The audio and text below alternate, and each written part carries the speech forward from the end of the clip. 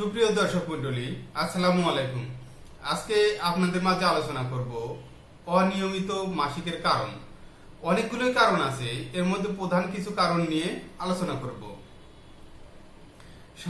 প্রধানত আপনার অনিয়মিত মাসিক হয় হলো আপনার থাইরয়েড হরমোনের সমস্যা হলে। থাইরয়েডের হরমোন যদি আপনার অনেক কমে যায়, সেই ক্ষেত্রে আপনার ইরেগুলার মাসিক হতে পারে, এবং যদি বেড়ে যায় সেক্ষেত্রেও হতে পারে। এজন্য আপনার কি কি লক্ষণ থাকবে? থাইরয়েড হরমোন যদি কমে যায় সেক্ষেত্রে আপনার রোগী অত্যন্ত পরিমাণ মোটা হবে, এবং আপনার দেখা যাবে যে মাথা ঠিক মতো ওইভাবে মানে খিটখিটে মেজাজের থাকে, মাথা ব্যথা করে।